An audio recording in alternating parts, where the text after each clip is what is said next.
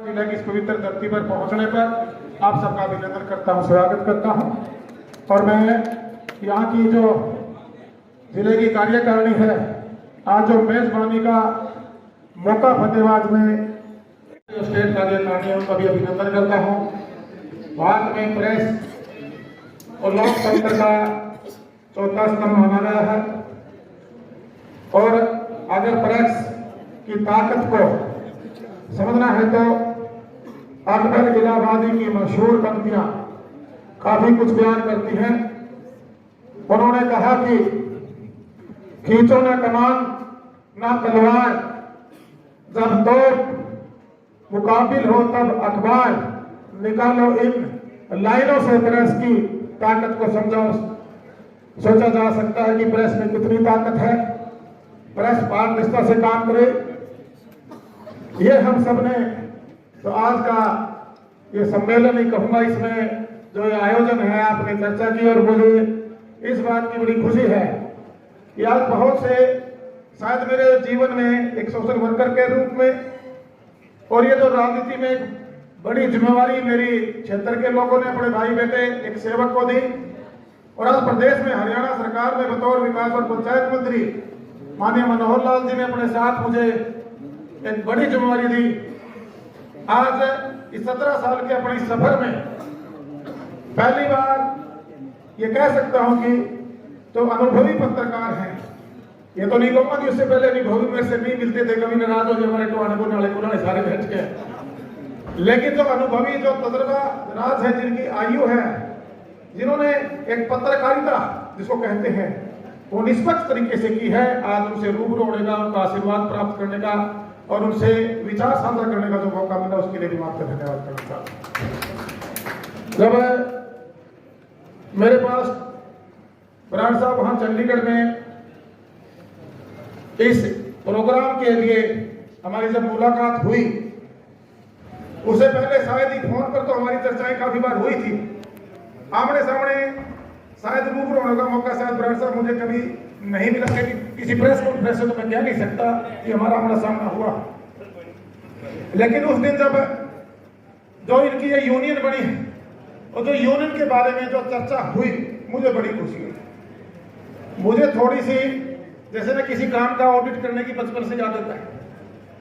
मैंने पूछना चाहा जी मां कैसे कार्य करती है संस्था, क्या क्या आप कार्य करते हैं, और जो ये मेडिकल पॉलिसी के बारे में इन्होंने बताया और भी काफी चर्चाएं जो आप पत्रकारिता के हित के लिए और एक सम्मानजनक तरीके से पत्रकारिता हो उसके लिए एक अवेयरनेस प्रोग्राम इसको मैं कह सकता हूं। और तो आज हम जिलावार आप लोगों को इकट्ठा कर रहे हैं, हम भी उसी कड़ी का हिस्सा हैं।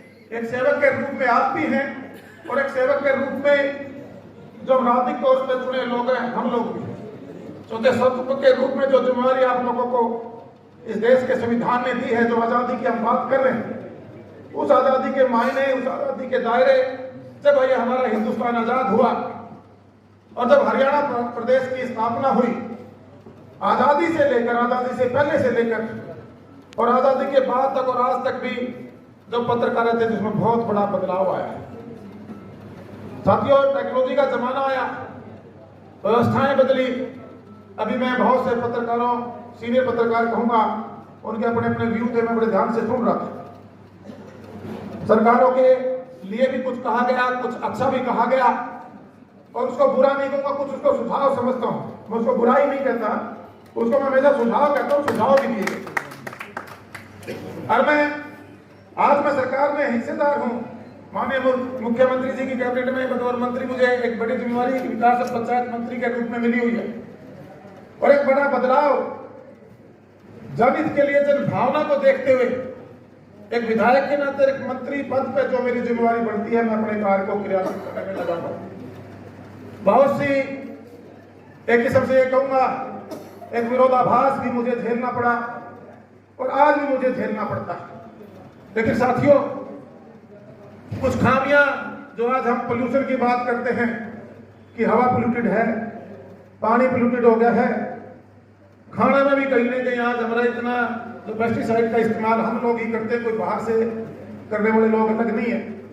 उसके साथ साथ जो एक हमारी सामाजिक परंपराएं थी, जो हमारी सोच थी, कहीं न कहीं जब हम लोगों में घूमते हैं वो भी कहीं ना कहीं प्लॉटेड हुई है। चाहे आम नागरिक से उसकी शुरुआत करें, चाहे हमारे यहाँ सरकार में हमें कर्मचारी अधिकारियों के साथ काम करने का की बात करें, या हम चाहे राजनीतिक तौर पर सामाजिक सोशल संगठन है, अपने अपने जिम्मेवारी पर जहां बैठे हैं, तो जिम्मेवारी को अगर हम ईमानदार से निभाने की ठान लें तो जो पदों पर बैठे हुए हैं उन लोगों के पास तो संवैधानिक राइट्स, संवैधानिक ताकतें उनको मिली हुई हैं, लेकिन एक आम नागरिक भी अपने हक की लड़ाई ईमानदारी से लड़ सकता है। मैं थोड़ा सा अपने जीवन का अनुभव शेयर करना चाहूंगा। जब मैं शुरू हुआ, जब मेरा कोई राजनीतिक धंधा नहीं था, पारिवारिक परंपरा को आगे बढ़ाने के लिए, अपने मान सम्मान को बढ़ाने के लिए अपने बुजुर्गों ने जो कुर्बानियां इस देश के लिए दी थी, जिससे मैं फख्र महसूस करता हूं कि ऐसे घर में मेरा जन्म हुआ, उन बुजुर्गों का आशीर्वाद मुझे प्राप्त हुआ। एक किसान का बेटा, एक फ्रीडम फाइटर का पोता, और मैं उनके नाम को आगे बढ़ाने में लगा हुआ था। टोहाना राजनीतिक व्यवस्था परिवर्तन मांग रहा था। उन्होंने मेरा ध्यान पारिवारिक ड्यूटी से, सामाजिक ड्यूटी से आगे बढ़ाकर राजनीतिक ड्यूटी की तरफ बढ़ाया। मैंने मेरे हल्के के लोगों के आदेश पर पहला चुनाव लड़ा, आप सब जानते हैं। सम्मान मुझे बहुत मिला, लेकिन एक कदम से मैं पीछे रहा। और जो आज पत्रकारिता की बात आप कर रहे हैं, मैं इसको उसके साथ जोड़ना चाहूंगा। जब शुरुआत में मैं सोशल कामों के लिए अपनी कंस्टिट्यूंसी में आता था, तो पत्रकार साथी उस टाइम ज्यादा वहां एक ऐसी स्थायी राजनीति थी कि मेरे साथी बैठे के साथ ज्यादा पत्रकारिता की जरूरत महसूस नहीं करते थे वो लोग। लेकिन मैं एक हेल्दी कंपटीशन शुरू हुआ, पत्रकार साथियों ने मेरे पास आना शुरू किया। अरे भाई, जब ये माइक लेके आया करते ना तो मेरी पीढ़ियां में कामने लग जाए करके, मैं पीछे पीछे का शुरू हो जाएगा। ये कहते भाई साहब इसमें 2 शब्द बोलो, वैसे मेरे से डिस्कशन कर लो, लेकिन माइक सामने आते ही भाई वो कहते हैं ना, जैसे 2 कदम पीछे की तरफ मैं हटता। लेकिन इनके साथ जब बैठने का बार बार दिवाली पे एक सम्मान देने का काम मैं कहूंगा हमने हमारे पत्रकार साथियों को किया। और हमारे पत्रकार साथियों ने जो समाज के अंदर एक बदलाव चाहे थे, उसमें इनका एक अहम योगदान, कह सकता हूं बड़ा बदलाव, बड़ा योगदान इन्होंने भी टोहाना किया। जो व्यवस्था है, मेरे पत्रकार साथियों का इसमें बहुत बड़ा निस्वार्थ भावना से योगदान कह सकता हूं। क्योंकि जी मैं पैसे वाला था, खेती बाड़ी भी अच्छा घर में जन्म था, व्यापारिक तौर पर आर्थिक मजबूती ठीक हासिल कर ली। जो शुरू में आए तो भाई पैसे वाला, अरे मैं जुल्म तो नहीं, पैसे वाला होना कि पैसे वाला हो तो कहीं ना कहीं तुम आओगे तो अच्छी चाय पानी की आपकी एक जो हमारी सामाजिक जो परंपराएं बनी हुई निभाने में मैं सक्षम रहूंगा। लेकिन जो राजनीति में जिस भी सोच से जो आदमी कार्य करता है, वो उसको नेगेटिव एक मेरी छवि पेश करना चाहते थे। और आप जैसे ही ब्राट साहब किसी बुद्धिजीवी आदमी ने, मैं जब थोड़ा सा एक्टिव हो चुका था, ये लगने लग गया था कि चुनाव में लड़ने जा रहा हूं, तो बोले जी पहले बुराई शुरू होती है, फिर आपका काम लोगों के समझ में आएगा, और फिर आज आपकी अच्छाई शुरू होगी, और एक दिन ऐसा संघर्ष आएगा, एक व्यवस्था परिवर्तन का एक बदलाव आप संघर्ष के जरिए आप लोग लेके आएंगे। उसमें आज हम कामयाब हुए हैं। चाहे मैं हल्के टोहाना की बात करूं, चाहे मैं आज प्रदेश में जिस विभाग की जिम्मेवारी सरकार में हमारी सरकार ने, माननीय मुख्यमंत्री ने मुझे दी है। आप चौथा स्तंभ हैं, आप आईना है, आपके पास आपसे कोई चीज छुपी नहीं है। अभी मेरे से पहले हमारे दोनों विधायक साथियों ने थोड़ी सी जो त्रुटियां आई हैं, पत्रकारिता में जो खामियां आई हैं, उन पे भी एक प्रकाश डालने का काम किया। साथियों, अभी पिछले दिनों पत्रकार साथी बैठे, मैं उस परमात्मा को साक्षी मान के कहता हूं, मैं जब इस राजनीति के फील्ड में लोगों ने मेरा मन बनाया, मैं उतरा, मैंने उसने कसम खाई थी कि मैं इस राजनीति को अपना व्यवसाय नहीं बनाऊंगा। इस राजनीति को मैं सेवा, एक प्लेटफॉर्म, एक समाज सेवी के नाते मैं लोगों को जागरूक कर सकता था। हम पौधारोपण करते थे, पानी बचाओ के अभियान चलाते थे, आंखों के बड़ी कैंप लगवाते थे, जरूरतमंद बेटियों की शादियों में आशीर्वाद देने पहुंच जाते थे, खिलाड़ियों को प्रोत्साहित करते थे, बुजुर्गों को सम्मान देकर भी माता पिता के प्रति वाली जिम्मेवारियां अनेक कार्य हमारी संस्था ने किए। मैंने लेकिन जब ये राजनीतिक की तरफ मेरे कदम बढ़ाए, मैंने उस दिन कसम खाई थी कि व्यवसाय के लिए नहीं, जागरूक करने के बाद जो असली बदलाव है वो राजनीतिक ताकत से हो सकता है। और वो मेरे टोहाना का ने मुझे ऐसी ताकत देकर विधानसभा में भेजा, एक इतिहास बनाने का काम किया। सरकार में जो कूड़ी वाली बात जो करते थे हमारे भाई साहब, कि कूड़ी मारने वाली राजनीति, मैं एक बात स्पष्ट कर देना चाहता हूं, हम सब उस परमात्मा ने इंसान के रूप में जन्म दिया। सर्वश्रेष्ठ जीवन इंसान का होता है जो हम सबको और आप सबको मिला। और अगर आप ठान लें और अपनी भक्ति में लीन हो जाए, अपने कर्म में आप जुड़ जाए, तो परमात्मा भी साक्षात आपको दर्शन देता है। मैंने कर्म तो अपना भगवान माना है। जब मैं खेत में कमाता था, जब मैं अपने परिवार को आगे बढ़ाने में कर्म करने लगा हुआ था, चाहे व्यवसायिक तरीके से लगा हुआ था और चाहे सामाजिक तरीके से लगा, चाहे राजनीतिक तरीके से लगा हुआ साथियों, इसीलिए बड़ा बदलाव जिसकी चर्चा आज अपना सौभाग्य मानता हूँ। इतने सीनियर जो हमारे जर्नलिस्ट है वो आपके भाई को एक सम्मान देने का काम करते हैं। साथियों, सारी बातें हमारे मीडिया कोऑर्डिनेटर हैं उन्होंने बताई। सरकार ने जो फैसले पत्रकारिता के लिए हक में लिए, एक सम्मान देने का काम हमारी सरकार ने किया, पेंशन बढ़ाने का काम किया, उसको बढ़ोतरी देने का काम किया।